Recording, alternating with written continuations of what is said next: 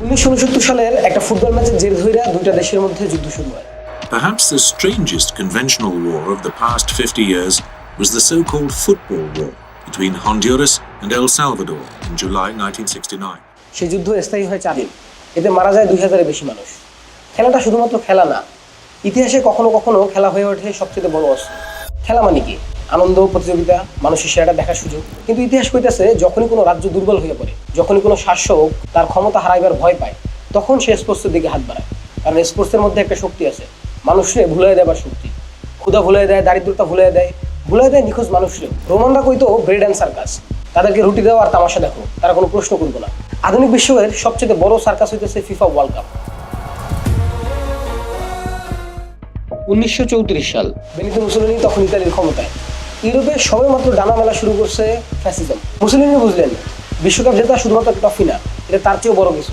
সারা বিশ্বরে বার্তা পৌঁছায় দেওয়া যে ইতালির জাতি শ্রেষ্ঠ জাতি। মুসোলিনি নিজে খেলার রেফারি সিলেক্ট করলেন। অস্ট্রিয়ার বিরুদ্ধে সেমিফাইনালে রেফারি এতটাই একতরফা ছিল যে পরবর্তীতে অস্ট্রিয়ার ক্যাপ্টেন বলছিল যে আমরা 11 জনের বিরুদ্ধে খেলি নাই, আমরা খেলছি 14 জন মানুষের বিপক্ষে। সেইবার ইতালি বিশ্বকাপ নিল। বেনিতো মুসোলিনি পুরো পৃথিবীরে দেখাই দিল যে ইতালি পৃথিবীর শ্রেষ্ঠ জাতি। ফুটবল কেবল প্রচারণার হাতিয়ার মাত্র, তা কিন্তু এখানেই শেষ না। 1969 সাল, হন্ডুরাস ও এল সালভাদোর মধ্য আমেরিকার ছোট্ট দুইটা বর্ডার ঘেঁষা দেশ। তাদের মধ্যে আগে থেকে নানা রকম গ্যাঞ্জাম। সেই বছর বিশ্বকাপে বাছাই পর্বের জন্য তারা 3টা ম্যাচ খেলে। 3টা ম্যাচেই হয় দাঙ্গা, মারামারি। কিন্তু শেষ ম্যাচে এল সালভাদোর সব রকম কূটনৈতিক সম্পর্ক ছিন্ন করে হন্ডুরাসের সাথে। তার 4 দিন পরেই হন্ডুরাসে হামলা করে বসে এল সালভাদোর। সেখান থেকে শুরু হয় যুদ্ধ। সেই যুদ্ধে প্রায় 2000 মানুষ মারা যায় এবং স্থায়ী হয় 4 দিন। ইতিহাসে এই যুদ্ধে বলা হয় দ্য ফুটবল ওয়ার। এবার আসা যাক পৃথিবীর সবচেয়ে অদ্ভুত ভূরাজনৈতিক চ্যালেঞ্জ পেলে, যারা বলা হয় ফুটবল ইতিহাসের সর্বকালের সর্বশ্রেষ্ঠ খেলোয়াড়। 1961 সালে ব্রাজিল সরকার আনুষ্ঠানিকভাবে পেলেরে ঘোষণা করলো ন্যাশনাল ট্রেজারি বা জাতীয় সম্পদ, যাতে বিদেশি কোনো ক্লাব প্লেয়ারে কিনতে না পারে। কিন্তু এরপর থেকে এই প্লেয়ারে ব্রাজিল সরকার বিভিন্ন দেশে পাঠানো শুরু করলো, বিভিন্ন মিশনে পাঠাইতো। সেইখানে যে প্লেয়ার তাদের সাথে খেলতো, তাদের ভালোবাসা কুড়াইতো।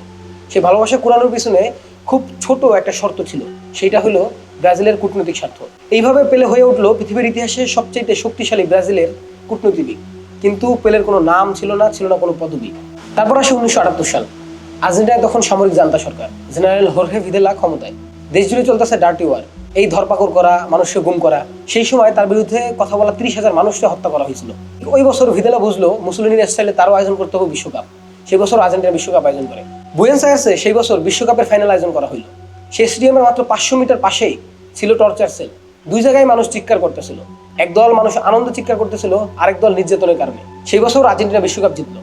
ভিদেলা বিশ্বকাপের ট্রফি হাতে নিল।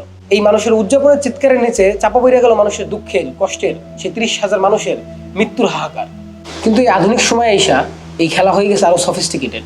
এখন শুধু বিশ্বকাপ না, এখন ক্লাবও কিনে নেওয়া হইতেছে। কাতার ইনভেস্টমেন্ট অথরিটি কিনছে পিএসজি রে, সৌদি আরবের পাবলিক ইনভেস্টমেন্ট ফান্ড কিনছে নিউক্যাসল ইউনাইটেড। কিন্তু ইতালির পয়সায় আসলে ক্লাব কিনা লাভ কি? লাভ হইল ইমেজ। যখন সৌদি আরবে দিনে দুপুরে জামাল খাশোগির মতো সাংবাদিকরা হত্যা করা হয়, তখন সেই রাতে নিউক্যাসলের গোলের আওয়াজে আপনি কিন্তু ভুলে যান এই সাংবাদিকের কথা। আর এটারই কয় স্পোর্টস ওয়াশিং। শুরু হয়ে গেছে 2026 ফিফা ওয়ার্ল্ড কাপ। এই ওয়ার্ল্ড কাপের আয়োজক 3টা দেশ, যুক্তরাষ্ট্র, কানাডা ও মেক্সিকো। কিন্তু এই আয়োজন ঘিরাই কূটনৈতিক নতুন ইতিহাস লেখা হইতেছে ইরানকে নিয়ে। ইরান এশিয়ার বাছাই পর্ব পার করে ফুটবল বিশ্বকাপে সরাসরি জায়গা করে নিছে। কংগ্রেস থেকে অফিসিয়ালি দাবি করা হয়েছিল যাতে ইরানকে ভিসাই না দেওয়া হয়, কিন্তু ফিফার চাপে আমেরিকা ইরানকে ভিসা দিয়েছে। কিন্তু সেটা খুব সামান্য সময়ের জন্য, মাত্র 24 ঘন্টা।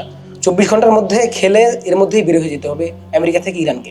ভিসা যন্ত্রণা আর করোনা যোদ্ধাদের মধ্যেই শেষ করতে হবে ইরানের ফুটবল বিশ্বকাপ। দুই পক্ষই ফুটবলকে ব্যবহার করতেছে প্রতিপক্ষের আক্রমণের মঞ্চ হিসাবে। ফুটবল আর এখন খেলা নাই, 22 জোড়া পা এখন 2টা রাষ্ট্রের কৌশলী বার্তার বাহক মাত্র।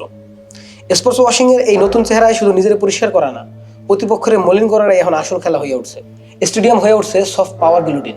তাইলে আমরা কি করবো? খেলা দেখা বন্ধ করে দিব? প্রশ্নটা এই জায়গায় না। ফুটবল যেমন মানুষ এক করে, ফুটবল ঠিক তেমনি মানুষের বিভক্তও করে। যেমন ফুটবলের মাঠে আমাদের চিৎকার করতে হবে আনন্দে, ঠিক তেমনি আমাদের তাদের চিৎকারও মনে রাখতে হবে যারা শোষণের শিকার। খেলা দেখার সময় 2টা প্রশ্নে আমরা একসাথে ধারণ করতে পারতেছি কিনা, এটাই এখন সবচেয়ে বড় জরুরি বিষয়।